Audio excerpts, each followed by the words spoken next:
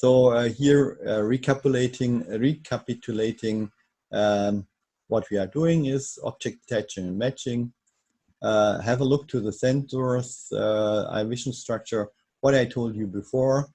I think you saw the instruction set, and of course you find all the infrastructure in instruction sets. And within this instruction set you find the object detection, the classic object detections based on blobs, for example. Then the matching, the contour matching tools in 2 and 3D. And of course, the latest development is the deep learning stuff we do have. Here is an actual user interface related to what we saw before with different tools. The ivision program editor, in this case a 3D image, and how it works. So beside of this, and depending what you want to do, you have either a gray or color image, at the end a 3D image, or of course you could do it also in a depth image. And because the tools don't care, you could also use a thermal image to do object detection, because the tools don't care if the image is generated based on heat or on light or on any other information. So I just mentioned it. The software runs on all our supported platforms. That means you have the smart cameras, the vision sensors, and of course all other systems to which you can connect either cameras over the standard interfaces like USB 3, or if you have an embedded platform, you could use also the MIPI interface. And of course, for high-speed applications, we still support plug-in boards to use cameras with Camera Link or CoExpress interfaces. So the time is just changing the high-speed interface from Camera Link, as long as we can say high-speed, to CoExpress. It's much faster and cheaper in cable performance for these kind of solutions. That's what I said just for a moment. So let's have a look to the ivision software right now and see how we can do, let's say, matching applications. And we start with 2D, and then we have a look to 3D. And after that, we could have a look to, we can have a look to the deep learning stuff. So after you have installed the software, you will reach in this menu here, or in this situation, mainly you have the toolset on the left side. You can open it and see the tools you want to use. Today we will have a very close look to the matching tools in the 2D area, and we also will have a look to the matching tools in the 3D area. And finally, we will have a look to the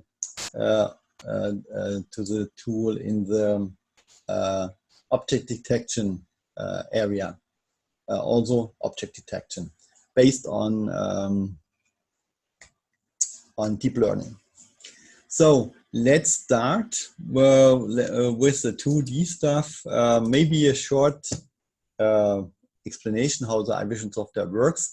And so after you have downloaded it, and you have downloaded the ivision software for Windows or Linux, you should install it. On Windows, it's easy. You simply start the setup process. Of course, if you download the full Linux package, you get also an automatic installation script which installs it on your Linux desktop.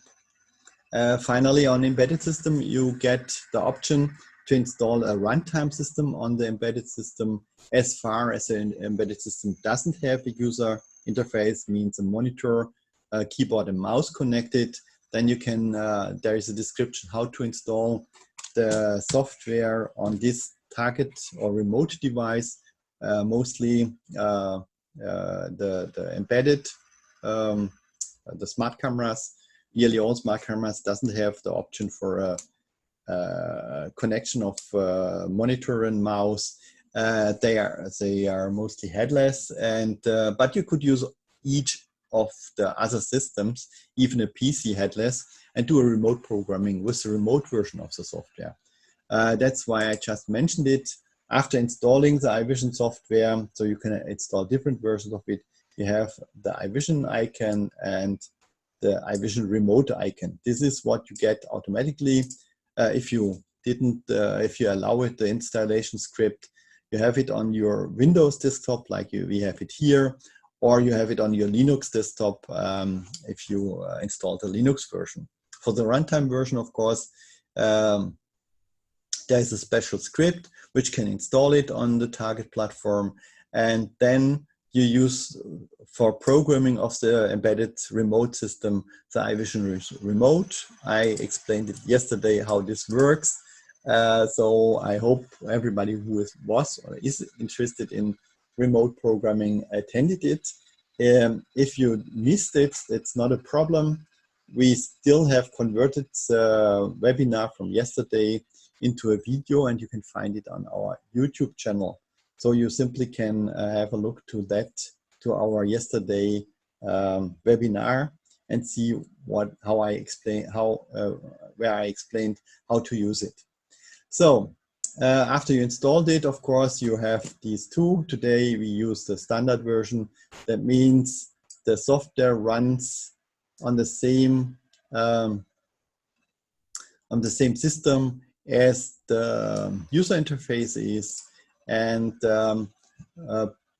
if you work sometimes with the software, you can define how it starts up. In this case, he uses the last development or the last test which you made. You can control everything of these behaviors in the application parameters. So let's have a look to the application parameters. Especially, you can see here what should be the startup program. Here we say last program. That's why we have here this program. And we can say, okay, what should be the last project? It's a recent project. This was the one which I worked before. What is a project? Let's have a look to it in a second, because the project stuff is really interesting, and it makes it much easier for you to learn more about the software and how we would use the software or how to make things. That's why we made this project. Of course, we made it first in the first order to allow you to have multiple different solutions on the same system with all the stuff like user interface, calibration, or whatever you need. So we have a few words in a few seconds there before we start doing some object detection, because we start object detection also based on a new project so that you immediately see the advantages of that. So here in application, you find all the settings you want to have. For example, the last language. You can also define a language which you want to have always independent. What was the last one? And you can also define, if you don't like our font which we use, you can define the font. Very important is the logger, which enables you to see what happens in the software. And more important is also, we know if you have a problem, we can help you based on the logging files, what's going on. And here you can control the logging files. You have a look to the logger immediately so that you can see it. Here, this is a log file, and you see we just started the software, and we get a lot. If depending on the level we have, we get a lot of information, beginning with the ivision version, all the hardware which is connected, and of course, if all the installation works or not, or for example, if you have an I/O module and it's not available for the moment, then you see it immediately in red. Okay, it's there or it's not there. This will help you if something is not working. Simply look to the red ones and fix it. And finally, if you cannot fix it or it's not unclear, you send us the log file. You simply can save the log file and send it to us, and we can help you. So that's why the logger is so important. So here you can also control the program editor, the history files of your programs, so that you can go always back a few steps if you made an error or so. And of course, we just had a look to the recent project, how to start up the software. For example, in the second part, the project settings, you do some basic settings about 3D, for example, which is general used, or here you can set how many image memories you want to use. Normally, it's only one image memory opened, but you can generate as many you want, or normally as many as fit in your main memory. Normally, if you have, for example, an embedded system or smart camera with very limited memory, so the number of maximum image memories is restricted on a PC. We start normally with 30, but you can enter any other number as long as it fits to your main memory, because if it's not in the main memory, the system has to store it anywhere else. And so you have also some additional overlay stuff.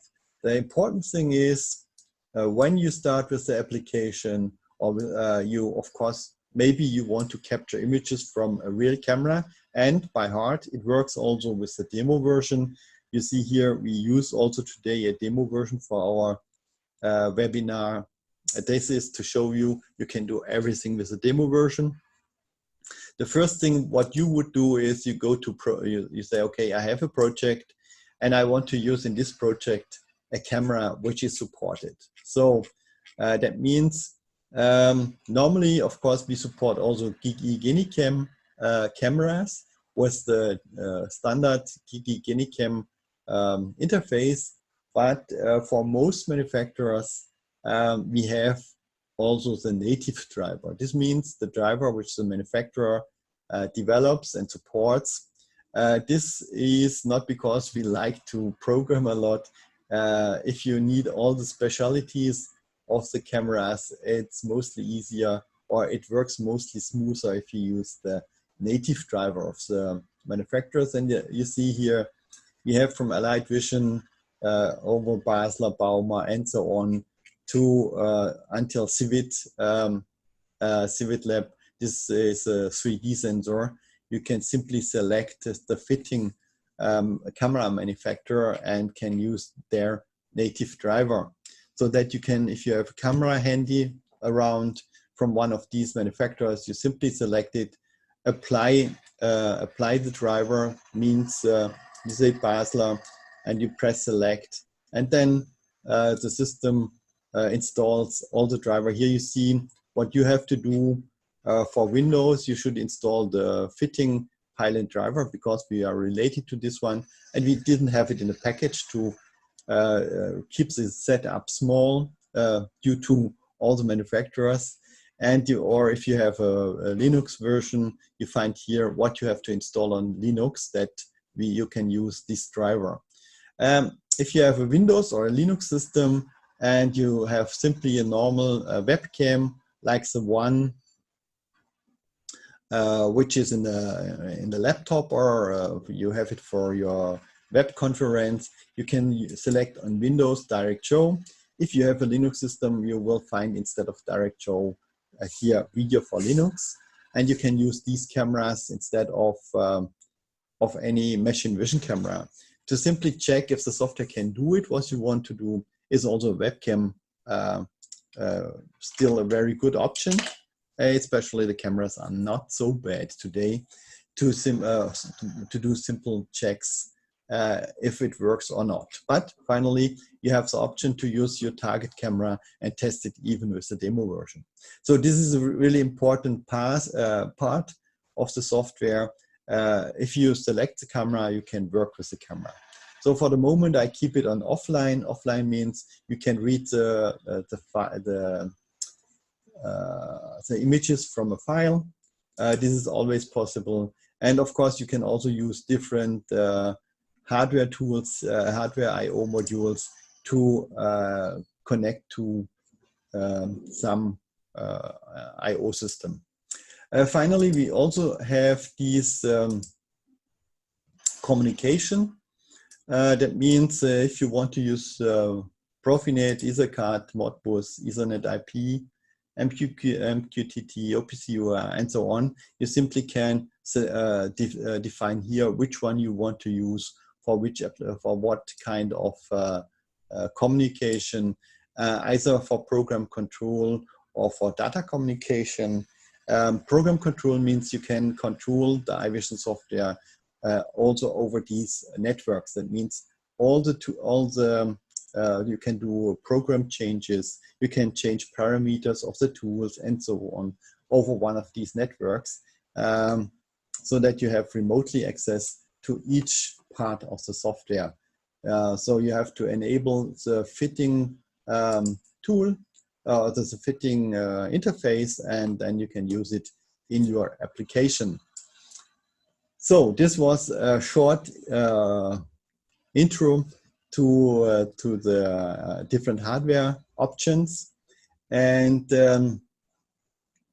now let's have a look to the project folder. What is a project folder? I will open one and explain then what does it mean. So let's have this area matching example. As I told you, now you see the area matching example is opened up. You see we have a different background. We have different orientation of the program editor, and we have one camera viewer. So you are free to arrange everything. You can generate a lot of menus and everything with the tool to make a ready-to-use solution. But the first thing is simply, if you make a project, everything what is related to this project is in one project folder.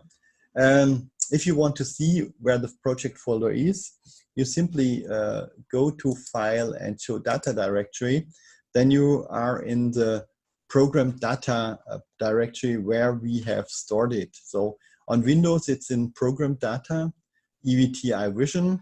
Normally, if you didn't do anything, the program data is a hidden folder. That means program data contains all the installed application and the data for these.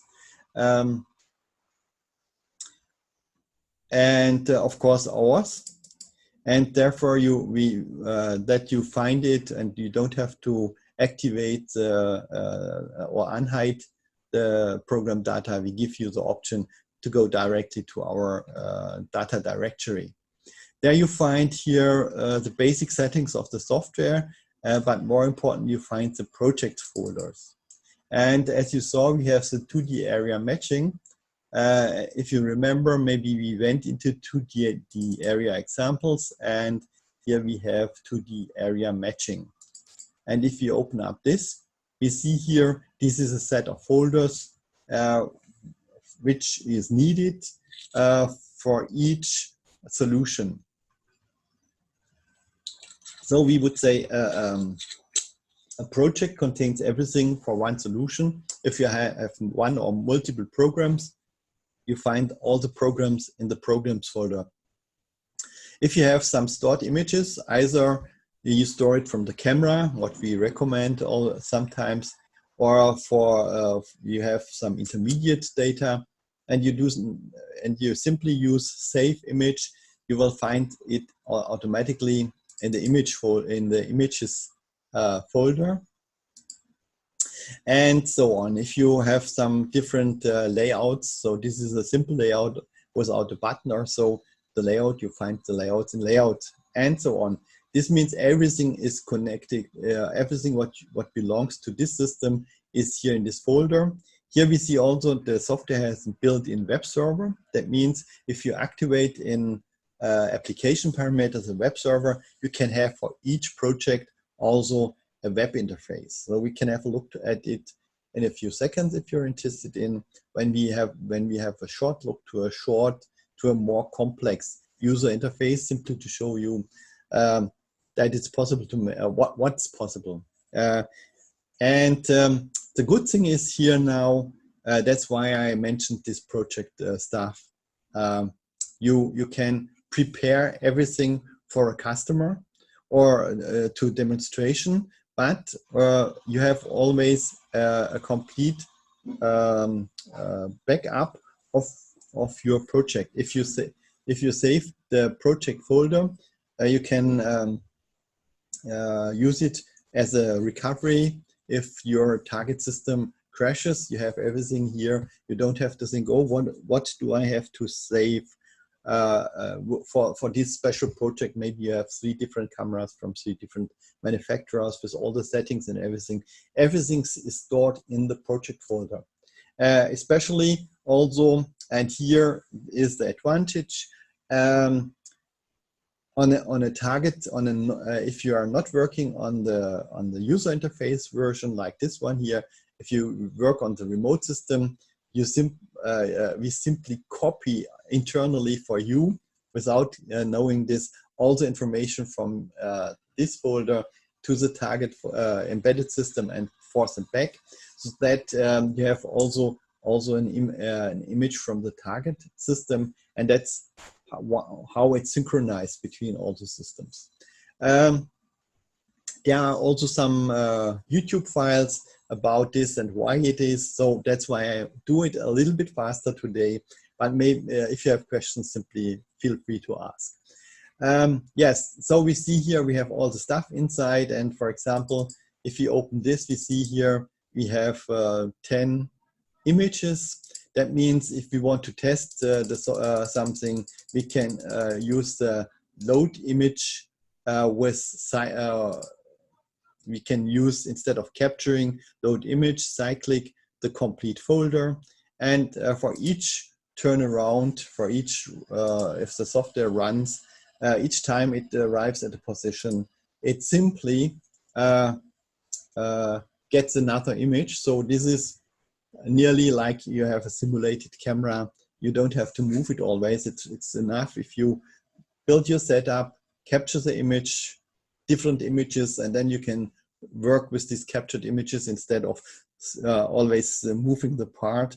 Or you simply add the camera to your machine and run the machine for a while, capture the images, and then you can work on these captured images, so that you don't have to stay at the machine for the programming. So you can do all the programming on the stored images. This is valid for all kind of cameras: gray, color, 3D, thermal, hyperspectral. You can do it always the same way. So that's why we use this project folder. And more important, you should have, we should have sent you, if not, let me know. We should have sent you also the links for the 2D area examples and the thermal examples, the 3D area, 3D profile, as well as the robot vision examples or general communication. That enables you simply, if you have a task and you say, oh, I want to do some matching, and you think, maybe how should the matching tool work? You could simply open, for example, this matching tool. I think there could be some, it's only a simple match program here. And you see, okay, the matching tool works like this, because you have, you see, you have to select a part or a complete a part of the part or the complete part. For the matching, you see what kind of settings we do use here, and so that you have a direct solution for the first steps. It's, in my opinion, it's always easier to work with a predefined solution than starting by scratch. Simply have the tool set, the program editor, and a camera view and you don't see anything. This, in my opinion, it's really difficult. Or for example, this is not a matching thing, but only to show you how to make a user interface. And you see we made for this one here a little bit more complicated, not so nice. It depends on what is nice or what's not nice. You see here, this is one example for a user interface. We have a start and a stop button. And of course, this is now here the display that it's a demo version. That means all the I/O operations are not working always. But you see here, you have a start and stop button, first of all. And for all I/O operations, sometimes they are done or not. So you have, for example, also this configuration button, which enables you to make a configuration menu, so that would result, for example, you can give the user of the system, for example, sliders or spin boxes or all the other kind of stuff. And finally, you could also say, okay, I want to give the user an option to go back to the programming mode. And then we can start with the programming where we was before. So you see, this is always the same software. And you have also the option to make this kind of menus. Now we see also, I said all I/O operations are limited, working on a demo version, but you can test it. So here we see, if we run it, we see we transfer the images. So we have the option to send the images anywhere.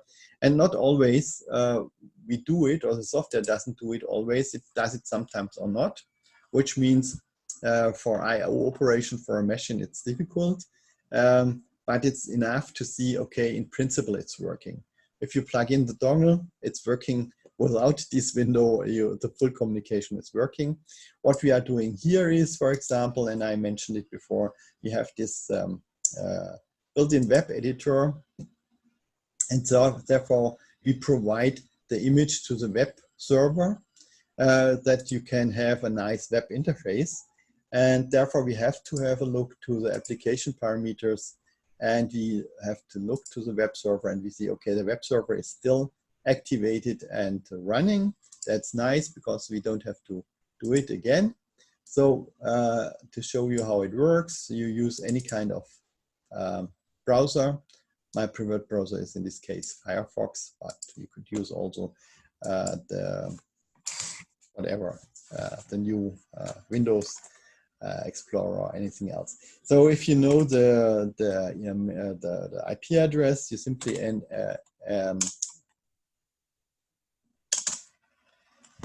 use the local loop address 001, and we define 8080, and then we get the web interface for this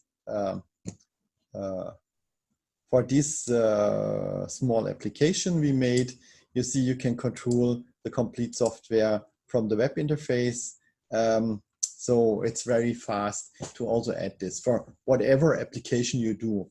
If it's this one or the other one, we have this web server built in, and you have this option to make it. And you see here, now you can reach the software from anywhere in the web as long as it's connected to the web, and do this. So you have also the option to make the program parameters you saw in the configuration. This is a web interface. The user who want to use it has to make it.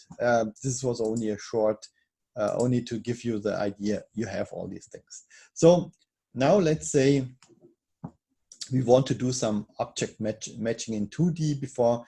Of course, we have some prepared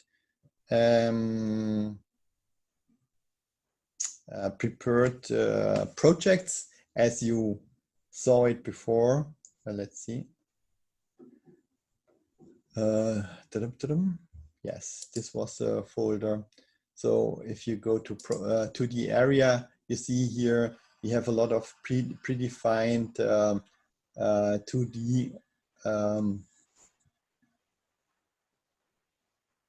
solutions. And so if you, for example, if you go to code reading, you see a lot of code reading stuff, or color inspection. the same.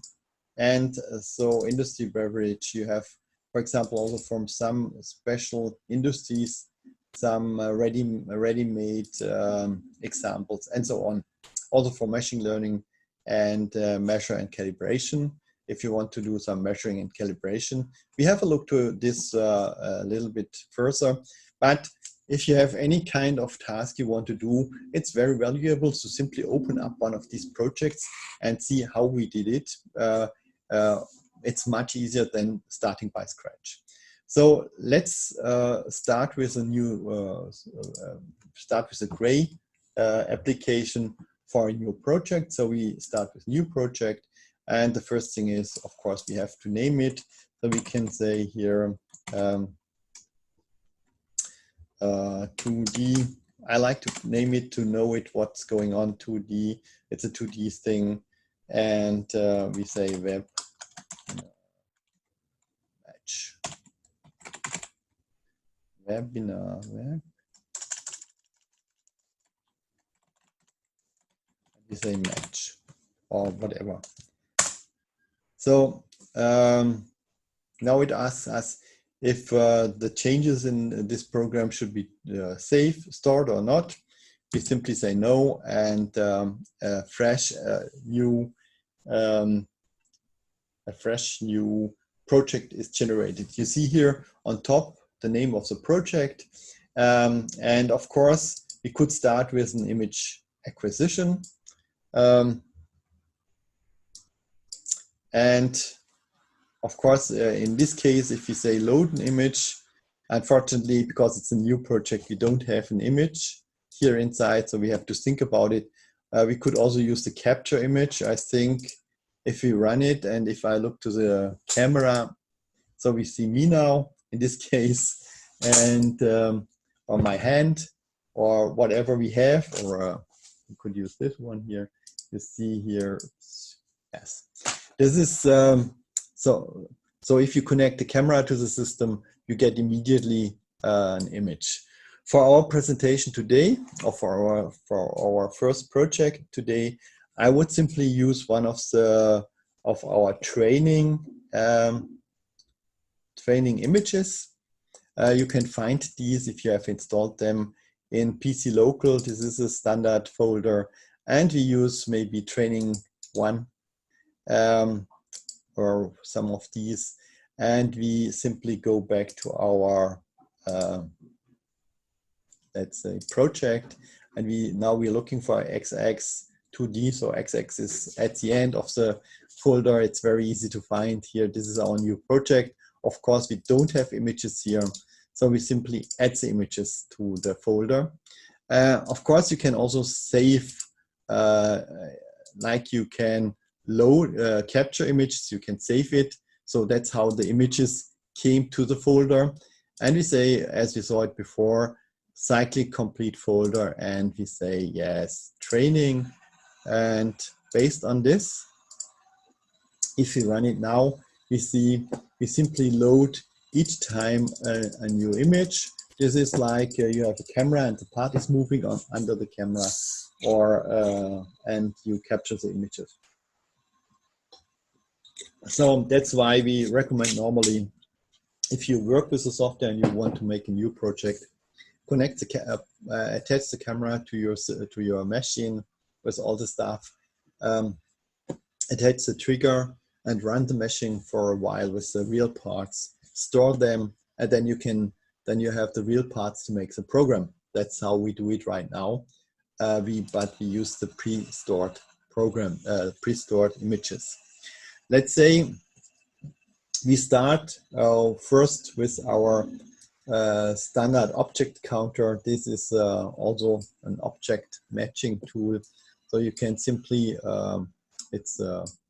can simply define, do we want to see the white objects or the black objects, and based on that, you can you get the information of the tool, of the results. So where are they stored for the moment? Because to get first of all, to find the objects is nice, but more interesting is what do we get? So now we see we have 3 objects. We have and here we have the XY points of the object tool. Yes, why do we have 3? Because we selected white, and white is also the surrounding. So you can the boundary part, it's a boundary object, so you can ignore these, and you have still 2, and you can work with these, or you can use only the objects you have. Or if you want to simply use the black object for your task and count only the black ones, simply select the object. As you can see, it's not depending on a special color. If you have a gray value, it would also work on the gray value. Here you see also this image is stored to save space as a JPEG file. These are these brick-like artifacts here in the image. So if you want to measure very precisely or work with things exactly, we recommend not the JPEG format. In most cases, it's okay to do the programming and everything. It was only explanation why we have this problem here. Or it's not a problem, it's simply an artifact. But anyway, it works, and now we see we have 1 object, and we see exactly where the object is. So if we only have to count or see if there is 1 object, so we nearly finished. We could say, as you see, we are green. That means as long as there is 1 object, let's go here, and we say 1 object plus 1 object minus 1 object. As long as there is 1 object, we have this good value here. It's green. If we expect that we have 2 objects, for example, and there are no 2 objects, then you see it's red. Of course, we only have one black object here, so we never get it. So we can change in this case and say, okay, we need these 2 objects, and then we are on the good side to work on this one here. So this is the simple way how the basic programming of the ivision software is done. I think maybe most of you know the software a little bit. I simply give you some hints. If you don't know how instruction works, of course, we have this installed manual as a PDF. Or, in my opinion, what's more helpful is, I close these 2, is the online help. So you simply press the button, you simply open up the tool, you immediately get the online help for the tool. And this belongs to everything what you are doing here. So you have all the information handy immediately so that you can work with these tools. Beside of the project, this helps a lot if you start with a new project. So what we normally do, you saw it in most of the other projects, we define a background. So you can, as you saw in the project, automatically install is our standard background.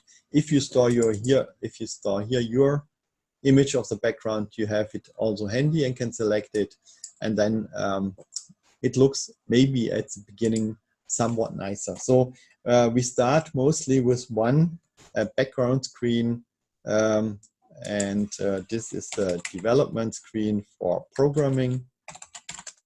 And now, and you can say, okay, we want to see this screen all time we start up with this project, so that you have exactly what you see now.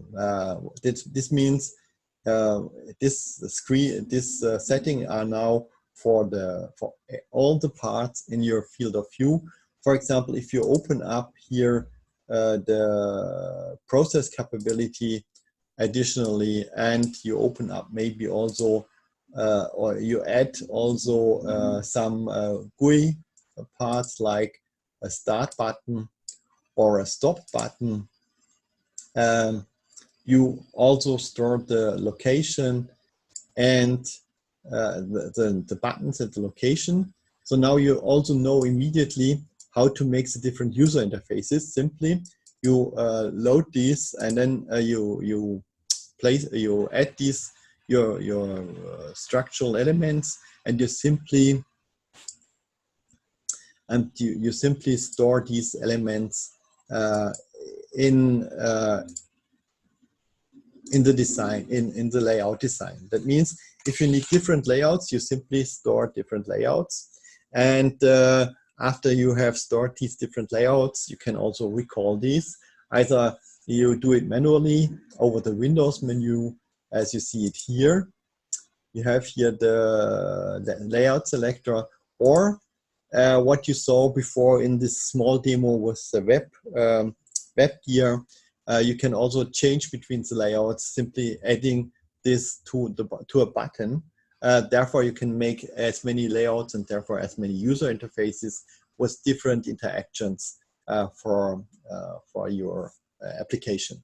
This is independent of matching or whatever. So you see it works immediately, and you have these buttons. You can switch off everything else. So you have at the end only the start stop button and maybe the statistics.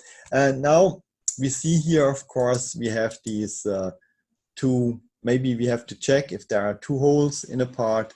So this is a simple matching or object counting to say, okay, I need a big or small object. You can also, for the moment, it doesn't have any feature for the object. So you could do this also in two parts. That means if you say, okay, I need a big and a small object, in that case, you have to add the tool twice. You simply limit the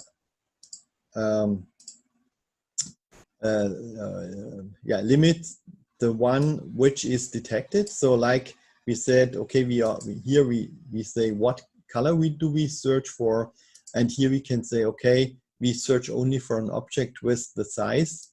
And of course, if it's too small for you or for me, you simply increase it. You could also print it additionally. Then you simply get the area of the tool of this smaller object. So that means that you can simply select between the big one and the small one. So we see here it's a really wide difference. So you simply give them the lower number of white pixels and the upper number of the area pixels of the smaller object. Let's say with a tolerance, it's 1600, let's say 1800, to have some tolerances. And finally, we have only one object. Of course, we see, oh, we are red. That means now we are looking for one small object. And therefore, we have this test for the small one. And we do now the same for the big one. And therefore, we go in the future set. We simply switch off and simply make display. Now we see the big one is 3200 and somewhat. In that case, it means 3100 to have some tolerance. Maybe either you have a feeling for it or you simply run it, put it in a statistic and see the difference. And we say 3100 and 3500. So if it's bigger, we don't want to know this object. So we do a test and we have this one. We're still looking for one object with no tolerance. That's exactly what we want. So now we have as a result of the test, we have two objects, the small one and the big one. This is really nice. In many cases, this is the application. If you have 10 or 20 of these, you simply have to say, okay, I want to have it. You could also limit the search area. So you say, okay, the small object, now we do it in the complete image, but you say, okay, it's only good if the small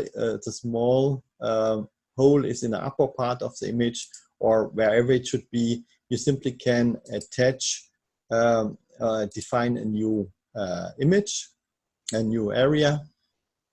So we don't simply by using this one and say, okay, it's only good if the small object is in this area. Now, right now, we don't find any.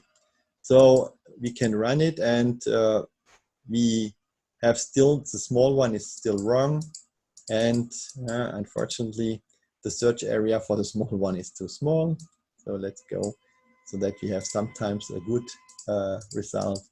And we go through this, and now we see, of course, the good one is in the right in the right part of the search area. And always, if the small object is below this, then we have an error. This might be one task you have to solve, and it's very easy to do it.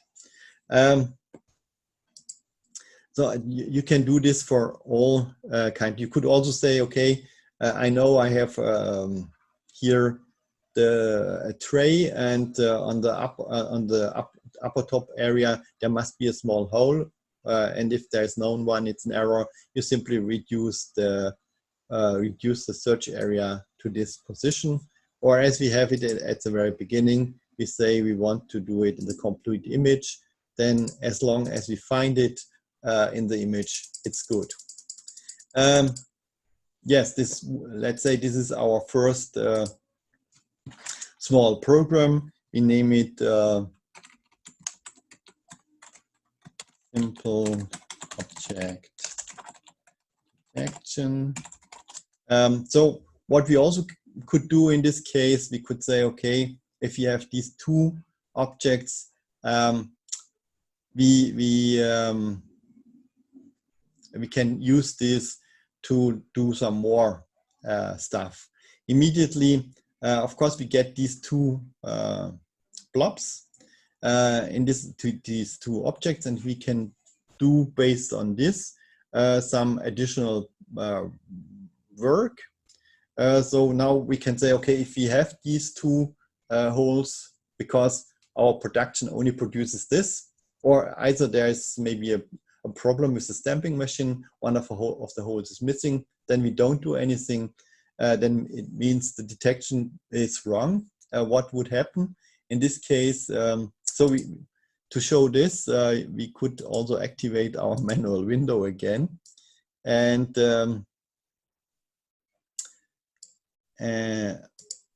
simply, or if the position of the part is wrong, like here, we simply can do it at this way. And how to manage now that we can generate an error in case of we are if the small object is on the wrong side, you simply add, and this is this error handling should be done or have to be done always. You have to select what to do. One would be, if you simply want to know, are both holes there with the right size, then you simply can say, okay, if both are there, I want to set an output. This would be a very short, and this is something which is done in many of these vision sensors or smart cameras. They have a PLC, a normal PLC I/O, 24 volt. You can say, okay, if we have 2 times OK, then we would set the output to high, and we would do it permanent. So as long as it is, or we would say we set the output 100 milliseconds to 1. So that means now, if we run this, and each time we clear list. Now we run it for a while on. So each time we find this error, we set this output because we say not okay would be right. If we have a not okay, we want to set the output 0 to high. So to show the rest of the machine, or so that we have exactly this situation, that we either we don't have 2 holes, or the small hole like here is outside of the search area. So this is the easiest way to signal something, set directly an output for 100 milliseconds. You could also make a handshake if you like, but this is really, really easy. if you want to debug this, you could simply go to the PLC-IO viewer. And I didn't show it to you when we selected the hardware, but now we can have a look to the hardware configurator. Of course, you can, for the smart camera, it's predefined because the smart cameras are limited based on the manufacturer. So you don't have to select the hardware manufacturer. In our case, we have the project, and by default, we have the offline I/O here.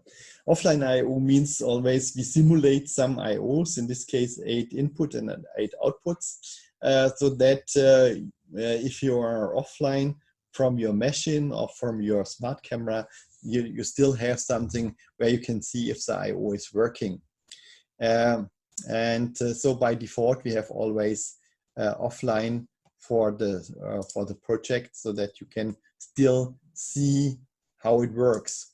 And okay, and now we wait for a second, and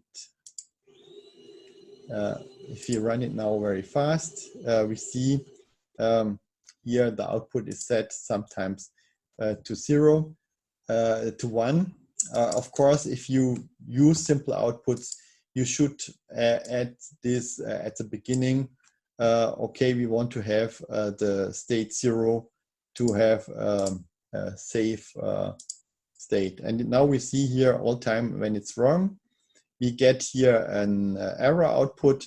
Of course, we see here also that the I/O, if we would exactly check it, we would see that not for each turnaround it would work. Why?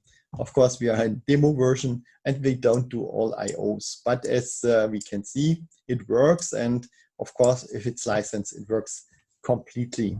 This is only a short intro how to make, for example, in this case, an error detection. You could also say, if you want to make it more complex, for example, either you make a subroutine or you do it in one main program. In this case, I would prefer to do it in the main program. That means I say, we say end of program first. That means the program runs to this point and then it starts on top again. If you don't do anything else, you could also make loops or so. And then you can add your error handling mark here. And in case there was an error, you could simply print something like, for example, error, or you could send it also over an interface to it. Let's do it only as a text now. We say error, so, and we can also define where it should be. Let's say we print error in red. That looks great. So in this case, of course, we have to say jumping case not okay. If we have an error of total result of everything what was before, we simply jump to error. And if we run it, then each time if we have this error, we would see, okay, we have an error, we have no error, no error, error, no error. And of course, you can imagine now you can do whatever you want if there's an error case. This is a simple example of how to do this by a simple object detection. Let's say the object detection in this case is the blob tool. Either you use it for the two as we did it at the very beginning, or you do it separately. Of course, based on this, in case if there is no error, you could use the two blobs to do, for example, some more, for example, then some measurements. Therefore, to do the measurements, you have to follow up the part. And in this case, you could use exactly this tool to do this. And we say we do the origin or orientation. We do it based on these two blobs. we automatically use it from the register. We saw the register. We have a special YouTube video which I can recommend to get more information about how to transfer information within the software and what are the options and which option is better. So let's say we use the register option in this case, and of course to see that it works, we simply draw the coordinate system. So if we run it now, we see as long as we have these two objects, in our case we don't do it, and as long as we have the two objects, we simply move the coordinate system into the part. So we have a coordinate system which is related to the part. And based on this, we do only because it doesn't match to the object detection, but simply to show how it works in principle, we use our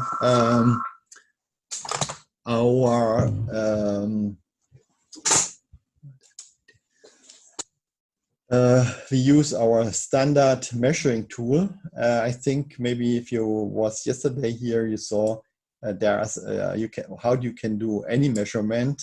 So if you have only a very simple measurement, let's say we want to measure the distance between, let's make it, because yesterday I measured this, for whoever attended yesterday, that you can see, can use it like a caliper. That's the idea behind of it.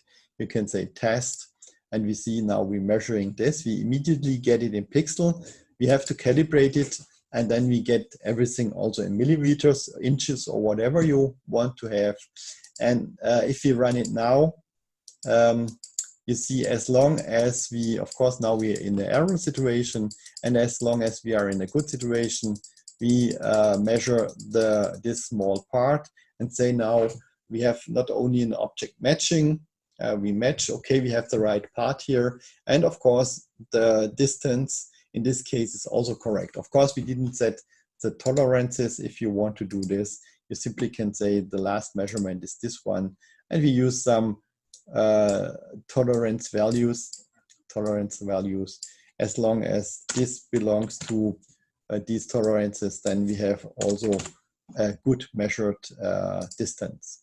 So therefore we have our first 2D matching and object detection matching, both as a combined solution. So let's do another 2D stuff.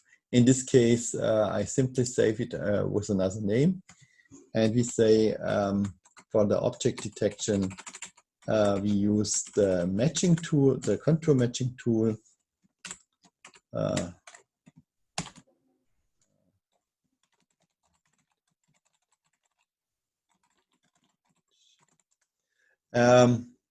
So let's throw the stuff here away. I wouldn't add the IO stuff again, because it's exactly the same as with the blob tool. So I keep everything here, and we use now, for example, this matching tool, this contour matching tool, the key match. We grab the reference from the image. So either you use a part of the object or the complete object. This depends on what is important for you. If you say, okay, for me it's important that this part is always here and I need this, then you use this. If you say, oh, I need the complete part, you simply use this one here. And of course, first of all, we save the pattern. We say whole part. And now, if of course the part is moving, and you see we do the match for the whole part. Maybe to have a closer look to it, we shift this over, use the space a little bit more. We didn't use the statistic until now. Maybe we use it now to show you the statistic also. Yes, if you need a bigger button, you simply drag and draw it as you want to do it. And as I told you, if you change anything in the user interface, simply let your system know, okay, that's what I want to save. Maybe we can save this also under a different name, because if we want to have different user interfaces for this, I keep it with the same name for the moment. So finally, we are now at the right position, and we do this matching.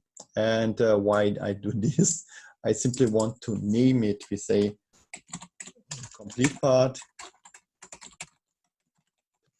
And I want to show you, of course, you could do this also with only a part of the part. And therefore we say, I showed it to you, but I think if you see it, it's better. You see, of course, if you use this round part, it makes not much sense, because then, of course, it finds the round part, but it cannot give you an orientation. So as long as you need the orientation also, you need something which is not symmetrical. So in this case, we use this one, for example, but you can test it with everybody. You have downloaded the software and you're free to do the tests by yourself then. And of course, we run it on the complete image. And either you say save this pattern, or you say test, and then the system recognizes, okay, you didn't save the pattern. So we say part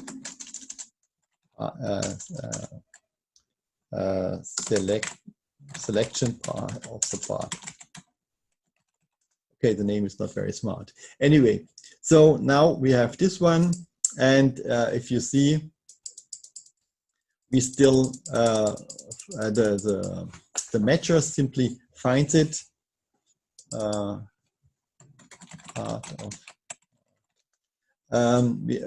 finds it and detects it. And now we have exactly the same thing. We know the part is here. Of course, if we use only part of the part, we only know this part of the part is here. If you use the full part, we know exactly this part is here. So it depends on what the task is. You have to select the right stuff. I think it's somewhat clear. Simply to show you that the same thing works like before. You simply could also measure here the similar or another thing. You simply use the same way. You say, okay, do the calibration, and we do the orientation and calibration. We use the same two registers. As I mentioned, there's a YouTube video.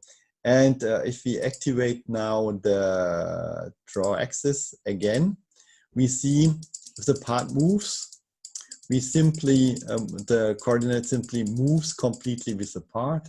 Therefore, because all the other tools now are related, or all the tools are related to the world coordinate system, and the world coordinate system runs from the top left corner now into the part coordinate system. Whatever tool you are using here, the tool is also working. So maybe to show you it at two options now. We do the measurement here at this position. So you could also move this one here, and this one here, and this one here. Not that you think it's fixed. You are free to do it. It's only not necessary to show you what I want to do. That's why I didn't change it. So you simply use this one, and if you run it, you see the measurement is done once again. But this works for all other tools from wherever they are. So in this case, for example, we want to do the do an automatic calculation of a fitting circle. Oh, I was too fast. So then we have the fitting circle. So we can simply say, okay, we want to measure this diameter here. And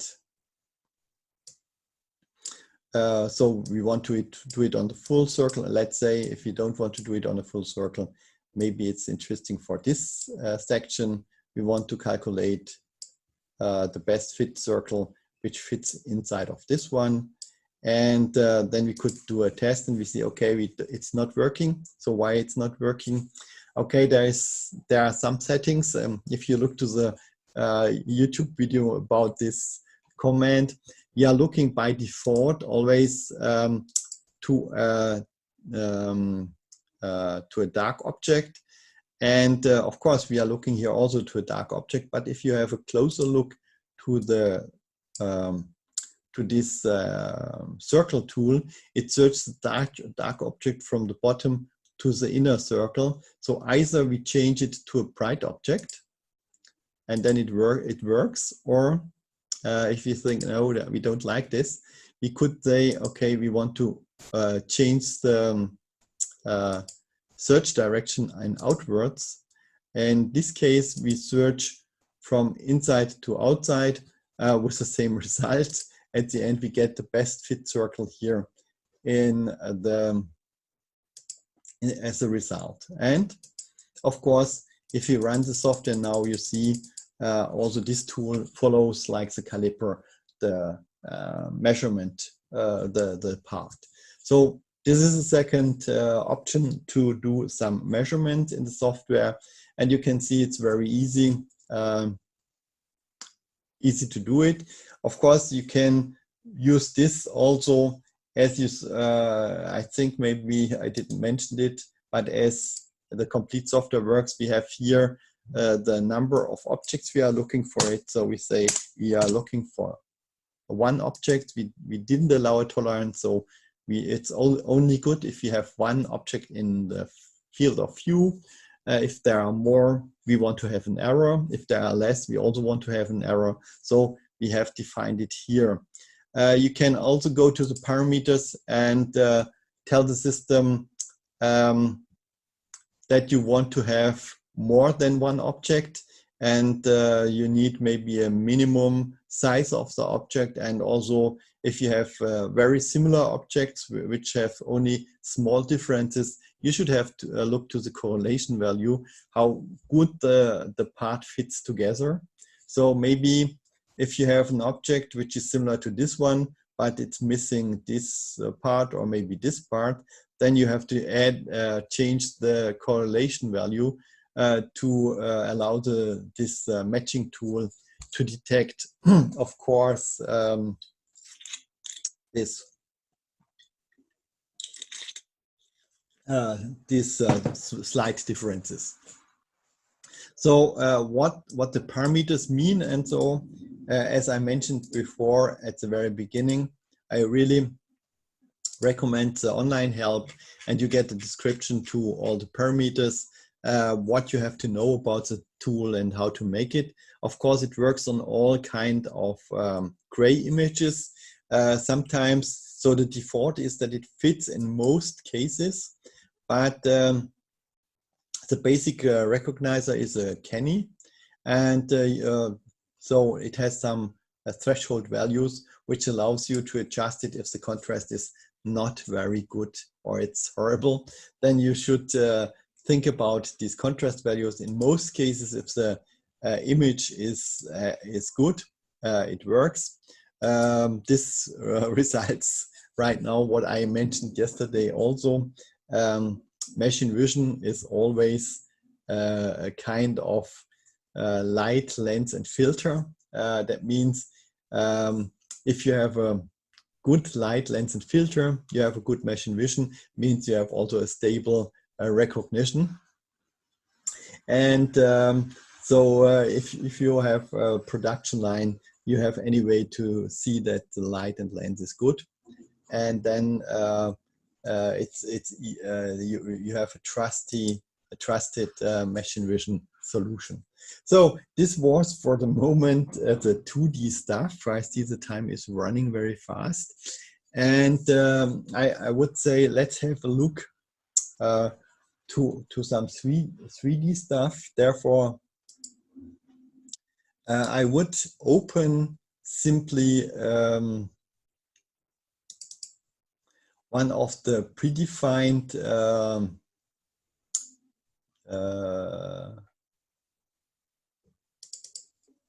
predefined projects. Now I think you know how projects working, and here we can close this one now, and you see here, this is now a point cloud. It's generated by a 3D sensor.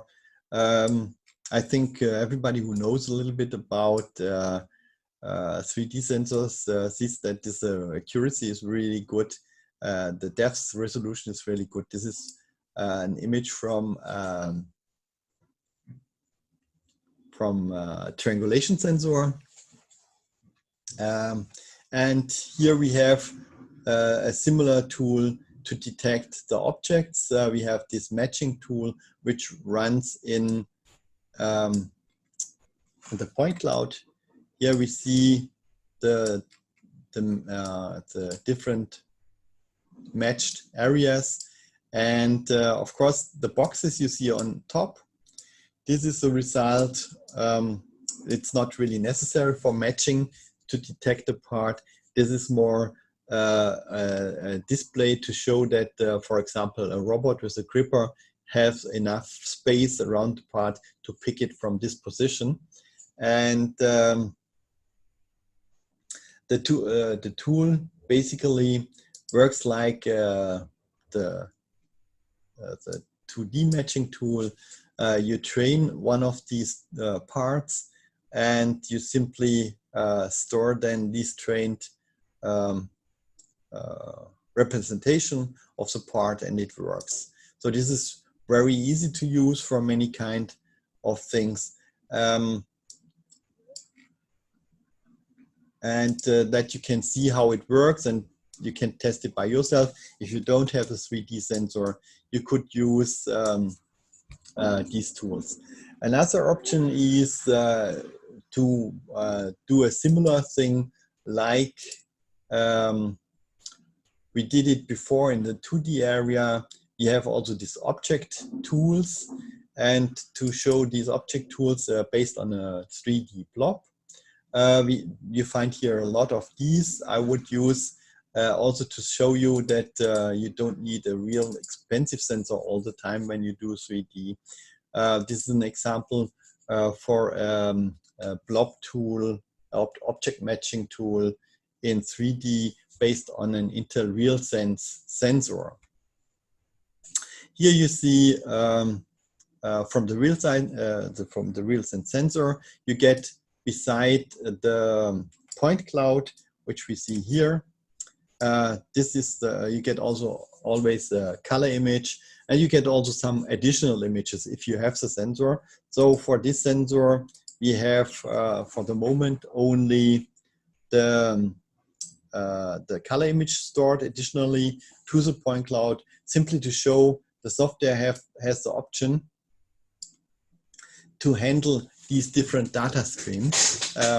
So as long as whatever the sensor delivers to you, you can mix it up. This was one of the things when I explained that we have the one software which is visible for all kind of camera sensors, and therefore for all kind of applications. And in this case, so if you run it, you see here there is a parcel added into the bigger box, and each time we run it, you see the volume is going down and down and down, and at the end you can calculate. First of all, you can find the objects, of course, as you can as you do it in the 2D stuff, and finally you can calculate, for example, the volume or whatever is needed, because you get all the information from these blob tools. If you have a look, it's similar to the 2D stuff. You have here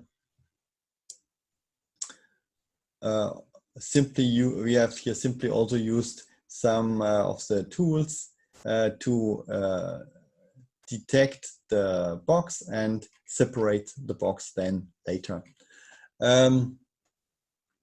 I would recommend that you have simply a look to these projects to get it handy. And What's always good, if you have any questions, simply feel free and contact us. What can be done with these tools?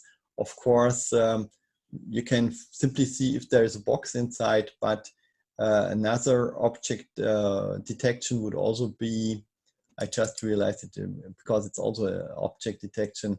We name it pin inspection, but finally, if you look to the pin inspection is at the end a blob, an object, and we simply see if there are enough objects, in this case pins. So you see these, hopefully the green pins, the green objects. These are objects generated based on the 3D blob tool, and then because you get not only there is a black or white object, you get beside all the X, Y, Z and the rotation values to each of these blobs. You simply can say for each blob, yes, of course, there is one of the pins, and the position and the height of this object is correct, which results at the end in a good or not good connector. So this is another example for let's say a kind of object matching. You do the matching based on, okay, I have n by n objects which I need, and they have to be at that position with that height, and if they are not there, then it's not correct, the object. To make these kind of tasks easier, I think maybe you have an idea what you have to do. It could not only be this kind of connector, it could also be an BGA. We have added a special grid command which enables you to make the solution much easier if the parts you want to find or you have to detect are somehow oriented in a geometrical order, like on the connectors. Even if they are missing or some added pins, you can use this grid command to make it very easy, even if they are not totally symmetric, because you can take a good part to train the grid and use then this trained grid to do the matching later based on the object tool, and for example in this case only comparing X, Y, Z values to see if there is a pin and if it's in the right area. It's called in the right position, in the circle position. The pin is in the circle position. As you can see also, beside of 2D, 3D, whatever sensor, and this is a very good sensor which we used, has always artifacts. So one step is how to eliminate the artifacts and see the right stuff, or use the right coordinates for the evaluation. In this case, there are a lot of additional tools. I said yesterday, before you use filters, try to improve the light. So in the laser scanner, the light is improved, and therefore you have to use some filters to eliminate the stuff which you don't need for the task you have to solve. Only to give you a short idea of how it works, but if you want to do something similar, I really recommend have a look to our projects and how to work it. And to round it up, of course, you see this is a programming environment, and you can, of course, sorry, this was on the wrong display now. You can, of course, make a nice user interface, more or less nice. It depends on where you simply have the start and stop button, and you simply can do all the stuff here on this position. So I will take the opportunity now simply to overwrite this view so that I don't have to move the display next time when I demonstrate it again. So And of course, we can go back to configuration mode, and then we are here where we can have a look, and we see also the program which does it. As you can see, the program is not really complex, or there are not so many instructions. The majority are some outputs here. You see these A commands. I think if you know the software, these are simply printing commands. So the main commands are, the main task is done until line 30 from 2, where we either capture the image from the file, in this case, or from the camera, and then on line 30 we are finished with the evaluation. If there is more than one connector, we can also go through the different connectors. This is done also by this blob tool. So the object matching tool could be used for a lot of different operations. Therefore, we have also these different instructions for it. Then let's have a short look to our deep learning, and I show you this in the new release for the robot system. So, for example, what's nice, I think so.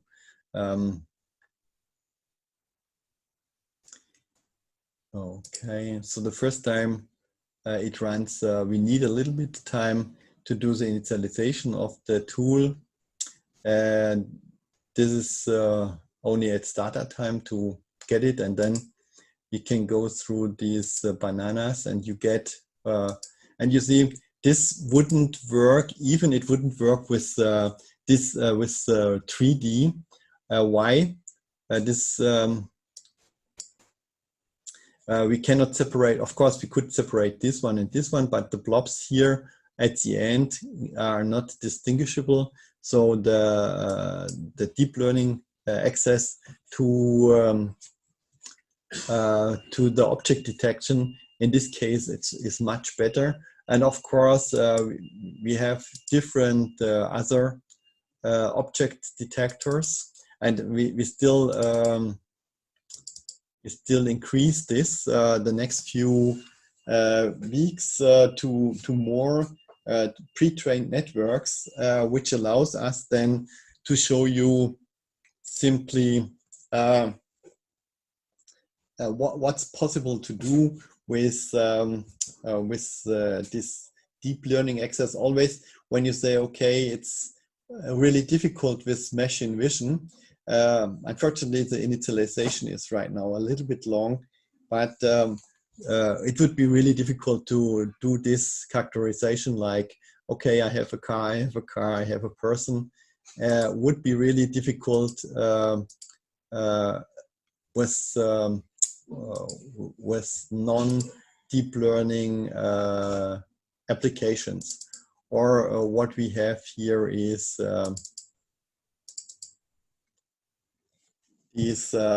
number plate detector, which is really important if you want to do these parking lot or applications where you have to recognize the number plate in any case. And in this case, you see, however it looks like at the end, and whatever car it is, you simply get the position of the number plate so that you can hide it later. Then these are real nice things to make this with let's say any kind of 3D or 2D. You wouldn't be very happy with it at the end. We should have also some other images. Here we see it.